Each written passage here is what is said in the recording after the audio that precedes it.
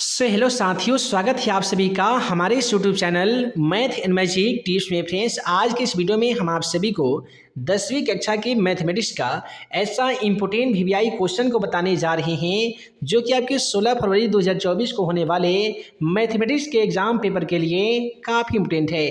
तो चलिए फ्रेंड्स, बिना समय गवाए पहला क्वेश्चन का आंसर देख लेते हैं।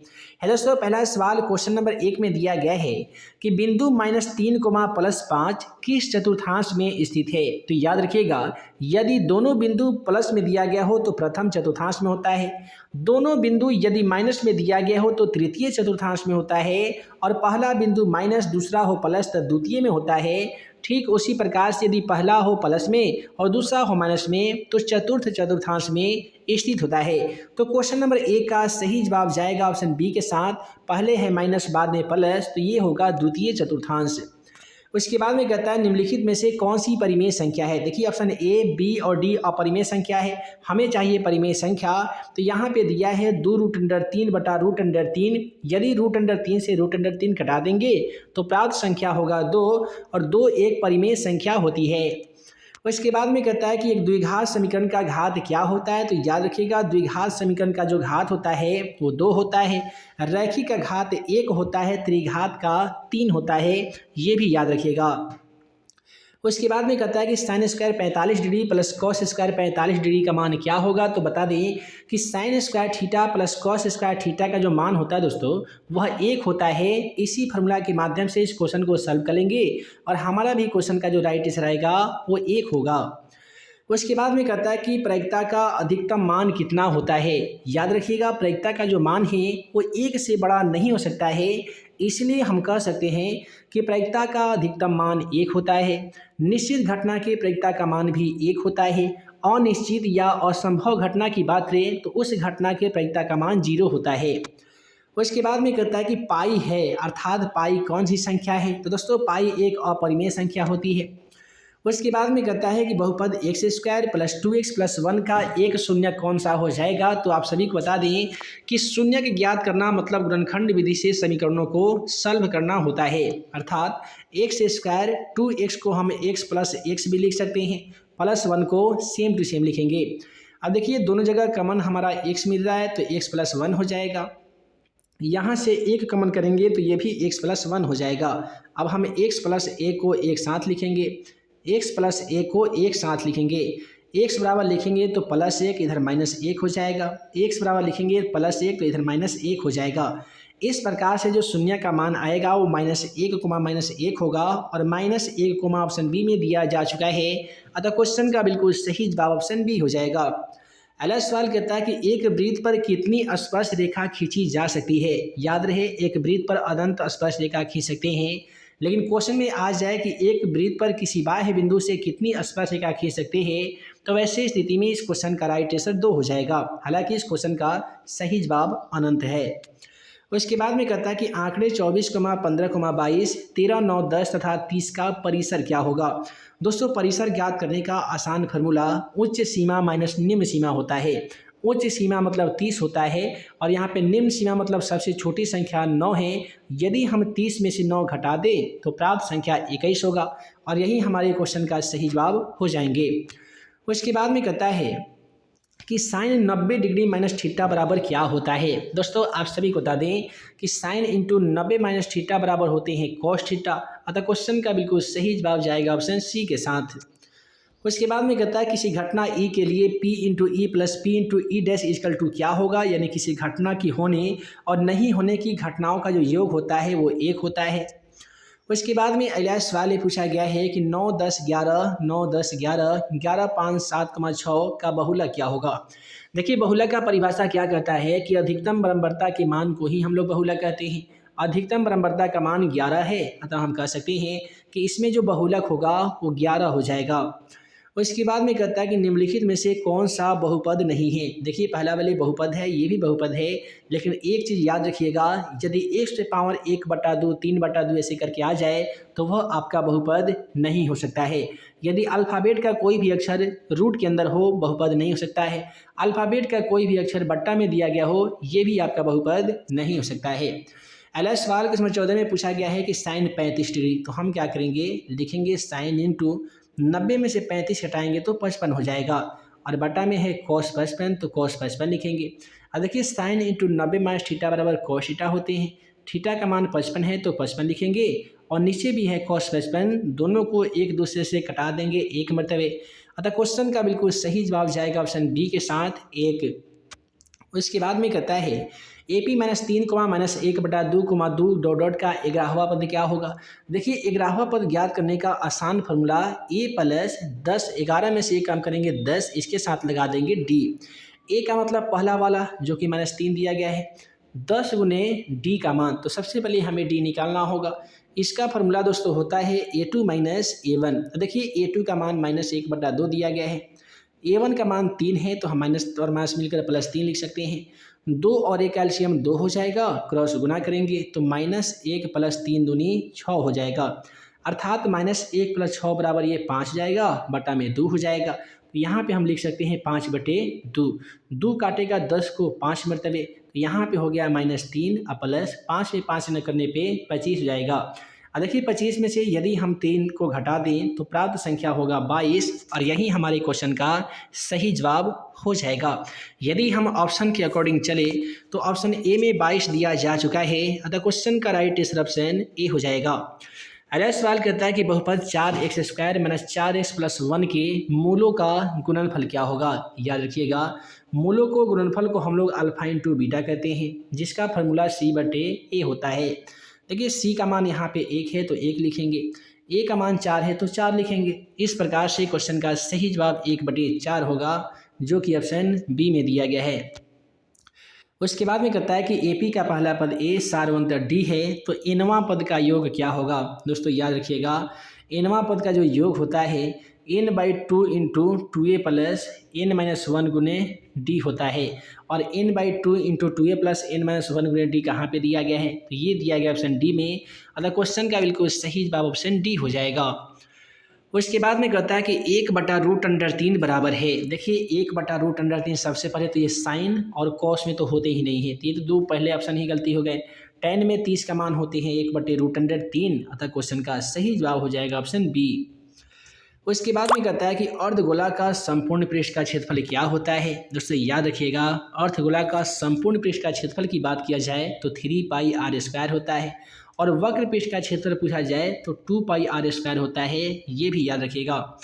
अगला सवाल कहता है कि यदि √2 cos थीटा बराबर 1 है तो थीटा का मान क्या होगा। तो हम यहाँ पे क्या करेंगे कि cos थीटा बराबर 1 लिखेंगे, √2 गुना में था तो ये भाग में हो जाएगा। अब आप ही बताइए कि cos में 1/√2 कितने डिग्री का मान होते हैं, तो आप कहेंगे सर 45 डिग्री के होते हैं। तो फिर क्वेश्चन का सही जो जवाब होने वाला है ऑप्शन बी होने वाला है 45 डिग्री। उसके बाद में अगला सवाल क्वेश्चन नंबर 21 कहता है कि यदि अल्फा कुमा बीटा द्विघात बहुपद x² - 3x + 5 के मूल है तो 1/अल्फ़ा प्लस 1/बीटा का मान क्या होगा। देखिए अल्फ़ा बीटा का एलसीएम ले लेंगे तो अल्फ़ा इंटू बीटा हो जाएगा, ऊपर हो जाएगा अल्फ़ा प्लस बीटा। देखिए अल्फ़ा प्लस बीटा का जो फार्मूला होता है दोस्तों -b/a होता है, अल्फ़ा इंटू बीटा का फार्मूला c/a होता है। a से a जब कट जाएगा तो ये बचेगा -b/c। b का मान ऑलरेडी माइनस में है तो माइनस और माइनस प्लस हम लिख सकते हैं 3। c का मान दोस्तों 5 है तो 5 लिखेंगे। इस प्रकार से क्वेश्चन का सही जवाब 3/5 होगा, और 3/5 यहाँ पे ऑप्शन सी में दिया जा चुका है। अब आइए अगला सवाल क्वेश्चन 22 की ओर बढ़े तो क्वेश्चन 22 क्या कहता है कि यदि द्विघात समीकरण ax² + bx + c = 0 के दोनों मूल बराबर है तो द्विघात समीकरण विविक्तर d बराबर क्या होगा। सबसे पहले आपको क्वेश्चन में ही आंसर दिए गए हैं, आंसर कहाँ से मिलेगा, तो जब भी दो मूल आपस में बराबर होते हैं तो d बराबर 0 होते हैं, अर्थात क्वेश्चन का सही जवाब ऑप्शन ए में दिया गया है।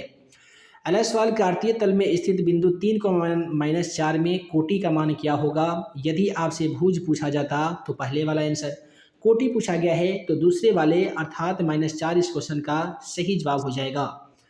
अगला सवाल कहते हैं यदि किसी घनाभ की लंबाई l, चौड़ाई b और ऊंचाई h है तो घनाभ का आयतन क्या होगा। दोस्तों घनाभ का आयतन लंबाई गुने चौड़ाई गुने ऊंचाई होता है, अर्थात LBH होता है, जो कि ऑप्शन ए में दिया गया है। उसके बाद में कहता है त्रिभुज ABC समकोण त्रिभुज कोण जिसमें कोण A बराबर 90 डिग्री है। ए बराबर 40 है, बी बराबर 90 है, तो कोण सी का मान क्या होगा? देखिए दोनों कोणों को हमें जोड़ देना है ना? और उसके बाद में 140 में से घटा देना है, तो ये 130 जाएगा। यदि हम 180 में से 130 घटा देंगे तो हमारा यही ना आंसर आएगा 50 डिग्री, है ना जी। तो क्वेश्चन का सही जवाब 50 होगा, जो कि ऑप्शन डी में दिया गया है। अब यहाँ पे दिया गया कौन tan 25, tan 20, tan 65, tan 70। तो tan 20 को tan 70 के साथ जोड़ा लगाएंगे, tan 25 को tan 65 के साथ जोड़ा लगाएंगे, कटिपूरक वाले फॉर्मूला पे तोड़ देंगे तो ऐसे आएगा tan थीटा गुने cot थीटा, जिसका मान होता है 1। अतः क्वेश्चन का बिल्कुल सही जवाब ऑप्शन बी के साथ चला जाएगा 1। अगला सवाल 27 नंबर क्या कहता है, त्रिभुज ABC समरूप त्रिभुज PQR में दिया गया है कि AB बटा PQ बराबर BC बटा RP है, तो कौन सा कथन सत्य हो जाएगा? देखिए ऐसे दो त्रिभुज बना लेंगे, है ना। इसमें AB दिया है ABC, इसका नाम है PQR। पहले कहा है कि AB बटा PQ ये वाले, फिर है BC तो ये नीचे वाला होगा, फिर है RP ये वाला। देखिए यहाँ पे कोण B घेरा गया है, यहाँ पे कोण P घेरा गया, तब B और P के बराबर होगा, यानी कोण B बराबर होगा कोण P का। राइट आंसर ऑप्शन डी में दिया गया है। अगला है निम्नलिखित में से कौन सी आभाज्य संख्या है? तो यहाँ पे ध्यान से देखिएगा तो 11 एक आभाज्य संख्या है। फिर यहाँ से क्वेश्चन 29 कहता है कि 1 + cot स्क्वायर थीटा बटा 1 + tan स्क्वायर थीटा बराबर क्या होगा? पिछले वाले वीडियो में हम आप सभी को बताए थे कि यदि ऊपर दिया गया हो cot स्क्वायर थीटा तो बिना सोचे समझे cot स्क्वायर थीटा मान दीजिए। ऊपर यदि दिया गया हो tan स्क्वायर थीटा तो बिना सोचे समझे आप tan स्क्वायर थीटा का चयन कर सकते हैं। उसके बाद में कहता है कि एक वृत्त की परिमाप और क्षेत्रफल संख्यात्मक रूप से बराबर है, तो वृत्त की त्रिज्या क्या होगी? परिमाप का बात आया है तो 2πr लिखेंगे, है ना जी। क्षेत्रफल के बात आया है तो πr² लिखेंगे।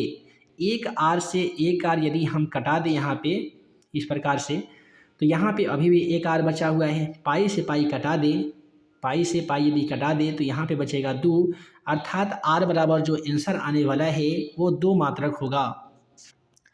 अगला सवाल कहता है बिंदु ए में दिया है 2,3 की दूरी मूल बिंदु से क्या होगी? अर्थात इसमें ऐसे ज्ञात कर लेंगे, √x² + y² हो जाएगा। x का मान 2 है तो 2 का स्क्वायर करेंगे, 2 दूनी 4 होगा। y का मान 3 है तो 3 का स्क्वायर 3 तिहाई 9 हो जाएगा। देखिए दोस्तों 9 और 4 √13 होते हैं, जिसका वर्गमूल भी नहीं होता है। अतः दूरी में जो आंसर पे जो हमारा आने वाला है वो √13 इकाई होगा। अगला सवाल कहता है कि दो संख्याओं का HCF 15 है, एलसीएम 90 है, तो संख्याओं का गुणनफल क्या होगा? गुणनफल ज्ञात करने का आसान तरीका, दोनों में हमें गुना करना होगा। 90 में गुना कर देंगे 15 से तो 15 9 135 अर्थात 2350 होगा। 2350 यहाँ पे ऑप्शन सी में दिख रहा है, तो क्वेश्चन का सही जवाब ऑप्शन सी हो जाएगा। अगला सवाल 33 में देखिए कहता है कि यदि 2 थीटा बराबर 60 डिग्री, हम सीधे ऐसे कर सकते हैं कि थीटा बराबर 60 कर देते हैं, 2 गुना में है भाग में हो जाएगा, ये कटने के बाद आएगा 30 डिग्री। तो आपसे पूछा गया कि साइन थीटा अर्थात साइन 30 डिग्री का मान क्या होगा? तो साइन में जो 30 डिग्री का मान होते हैं वही 1/2 होते हैं। अतः क्वेश्चन का बिल्कुल सही जवाब जाएगा ऑप्शन बी के साथ 1/2। उसके बाद में कहता है आकृति पी ए तथा पीबी दो स्पर्श रेखा इस प्रकार है कि पी ए बराबर 8 सेमी, तो दूसरी स्पर्श रेखा पीबी की लंबाई क्या होगी? ध्यान दीजिएगा, जब भी ऐसे आकृति में एक स्पर्श रेखा का मान दिया गया हो और दूसरा आपसे पूछा जाए तो समझ लीजिए कि उसका भी आंसर उतना ही होगा जितना पहले क्वेश्चन में दिया गया है, क्योंकि वृत्त पे खींची गई स्पर्श रेखा की जो लंबाई होती है वो समान अर्थात बराबर होती है। अगला सवाल कहता है कि दो रैखिक समीकरण के आलेख प्रतिच्छेदी रेखा है, तो रैखिक समीकरण का केवल एक हल होता है। उसके बाद दो समान कोणीय त्रिभुजों में उनकी संगत भुजाओं का अनुपात हमेशा समान रहता है, यह कथन कहने वाले हैं थेल्स महोदय। उसके बाद में कहता है जी कि चक्रीय चतुर्भुज के सम्मुख कोणों का योग कितना होता है? तो ये होता है आपका 180 डिग्री। इस प्रकार से एक वृत्त होता है, उसी के अंदर चतुर्भुज बना दिया जाता है, जिसमें सम्मुख कोण मतलब आमने सामने का जो कोण होता है वो 180 होता है, और ये दोनों सम्मुख कोण यानी चारों को जब जोड़ दिया जाता है तो ये 360 हो जाता है। अब कह रहा है कि दो गोले के आयतन का अनुपात इतना है, तो पृष्ठीय क्षेत्रफल का अनुपात क्या होगा? सबसे पहले यदि हम आयतन का अनुपात निकालेंगे तो 5 25 25 125 क्यू करेंगे तो ये 5 का क्यू 25 होता है, 3 का क्यू 27 होता है, तो 5:3 भी आपको ऑप्शन में दिखाई देगा, लेकिन ये आपका सही नहीं होगा। अब हमसे पूछा गया है पृष्ठीय क्षेत्रफल, तो पृष्ठीय क्षेत्रफल में तो स्क्वायर किया जाता है ना जी। तो अब इसका करना होगा स्क्वायर, तो 5 का स्क्वायर 25 और 3 का स्क्वायर 9 होगा, जो कि ऑप्शन बी में दिया गया है। अगला है कि cos थीटा बराबर x है, तो sec थीटा का मान, तो देखिए sec में एक फार्मूला आता है 1/cos थीटा। अब 1/cos के बदले में हम यहाँ पे लिख सकते हैं x, तो इस प्रकार से राइट आंसर 1/x होगा, जो कि ऑप्शन डी में दिया गया है। अगला सवाल यहाँ पे आपसे एक केंद्र का निर्देशांक पूछा जाएगा, जहाँ पे 3 बिंदु दिए गए रहेंगे। तो बहुत आसान होता है केंद्र का निर्देशांक ज्ञात करना। पहले वाले को दूसरे में जोड़िए, दूसरे वाले को तीसरे में जोड़िए और 3 से भाग लगा दीजिए। जैसे कि 2 और 4 6 हो जाएगा, 6 में यदि 3 से भाग लगाएंगे तो पहला आंसर हमारा 2 आया है ना जी। उसके बाद में ये दूसरे वाले को दूसरे में, दूसरे वाले को तीसरे में ऐसे जोड़ेंगे तो 6 4 10, 10 में से एक हटा देंगे तो 9, और 9 में 3 से भाग लगाएंगे तो ये 3 मरतबे कटेंगे। इस प्रकार से 2,3 क्वेश्चन का सही जवाब होगा, जो कि ऑप्शन बी में दिया गया है। अब अगला सवाल देख लीजिए, 41 नंबर क्वेश्चन करता है कि एपी का n² + 2n + 1 है, तो इसका छठा पद है, सीधे 6 दूनी 12 और 1 13 कर दीजिए। अगला सवाल पूछा गया है कि दो समरूप त्रिभुज की भुजाएं 3:5 के अनुपात में है, तो त्रिभुज के क्षेत्रफल का अनुपात क्या होगा। तो 3 का स्क्वायर करेंगे 9 हो जाएगा, 5 का स्क्वायर करेंगे 25 जाएगा। तो 9:25 ऑप्शन बी सी इस क्वेश्चन का राइट आंसर हो जाएगा। उसके बाद में कहता है बिंदु 4, -1 और इतना के बीच की दूरी क्या करेंगे। तो दूरी ज्ञात करने का आसान फार्मूला √x2 - x1 का होल स्क्वायर, यानी 2 में से 4 घटाएंगे तो 2 बचेगा और 2 का स्क्वायर 4 होता है। y2 - y1, तो y2 का मान 3 था, 3 में से 1 हटा दीजिए 2 और फिर 2 का स्क्वायर 4 हो जाएगा। तो 4 का स्क्वायर 4 4 8 हो जाएगा। गुणनखंड करेंगे तो 2 दूनी 4, 4 दूनी 8, डबल 2 का 1 2 रूट से बाहर, रूट में बचेगा 2। तो 2√2 क्वेश्चन का सही जवाब यहाँ पे इस गलती बना दिए हैं, इसका 20 आता है ना जी। तो ये 20 आएगा तो 2 दूनी 4, 4 5 20, 2√5 इस क्वेश्चन का सही जवाब होगा।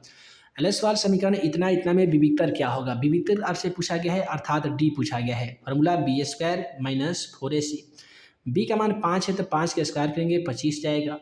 4 गुने ए का मान 2√2 है, फिर सी का मान √2 है। तो यहाँ पे 25 को 25 लिखेंगे। √2 में यदि हम √2 से गुना करेंगे तो कितना होगा। √2 में √2 से गुना करने पे 2 होगा। यही 2 से 2 में गुना करेंगे तो 4, 4 में 4 से करेंगे 16। अब बताइए 25 में से 16 घटाने के बाद कितना बचता है। तो आपका एक ही जवाब आएगा कि सर 9 बचता है, और यही आपके क्वेश्चन का सही जवाब होंगे। अगला सवाल 3 में -3 को जोड़ेंगे कितना हो जाएगा 0। 4 में 8 को जोड़ेंगे 12, 12/2 करेंगे 6, तो पहला 0 दूसरा 6।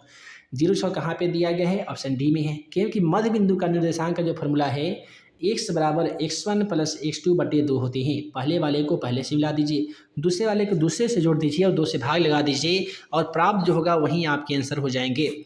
कहता है कि एक मीनार का उन्नयन कोण उसके पाद से 21 मीटर की दूरी पर 30 मीटर की दूरी पर है, तो मीनार की ऊंचाई क्या होगी। इस प्रकार से फिगर बना लीजिएगा। कोण का जो मान है वो 30 डिग्री है, और यहाँ पे पाद की दूरी जो है 21 मीटर है। तो हम क्या करेंगे, लिखेंगे tan 30 डिग्री बराबर फार्मूला हो जाएगा p/b। tan में 30 का मान 1/√3, p का मान नहीं दिया गया है, b का मान है 21, क्रॉस गुना कर दीजिए। तब p बराबर ये आपका 21/√3 होंगे, जो कि ऑप्शन में तो दिया नहीं गया है। तो 3 7 21 कटा दीजिए तो 21 7√3 होगा, जो कि ऑप्शन सी में है।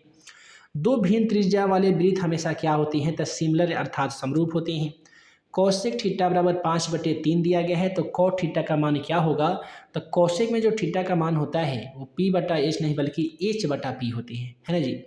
आपको चाहिए कॉट थीटा का मतलब b/p। b का मान ऐसे ही आप 3 लिख सकते हैं, जिसमें जिसमें ऊपर 3 है वहीं आपका सही होगा, बाकी सब तो गलती हो जाएगा। अब p का मान चाहिए तो 5 के स्क्वायर करके 3 का स्क्वायर करके घटा दीजिए, तो 5 के स्क्वायर 25 होगा, 3 का स्क्वायर 9, घटाने के बाद 16 जिसका वर्गमूल 4 होता है, तो यहाँ पे लाके 4 बैठा दीजिए, तो 3/4 होगा, जो कि ऑप्शन सी में दिया गया है। अगला सवाल दो समरूप त्रिभुज में दिया गया है कि 2AB = DE और BC 8 दिया है, तो सीधे 8 में हम 2 से गुना करेंगे और 8 दूनी 16 क्वेश्चन का राइट आंसर दे देंगे। अगला सवाल है कि निम्नलिखित में से कौन सा सही है। यदि r त्रिज्या वाले वृत्त के उस त्रिज्याखंड का क्षेत्रफल जिसका कोण p है, तो त्रिज्याखंड का क्षेत्रफल ज्ञात करने के लिए सबसे आसान यहाँ पे ऑप्शन आपको बी में देखने को मिल रहा है। 2 से 720 को कटा दीजिए, तब p πr²/360 हो जाएगा, और यही आपके त्रिज्याखंड के फॉर्मूला होते हैं πr² θ/360।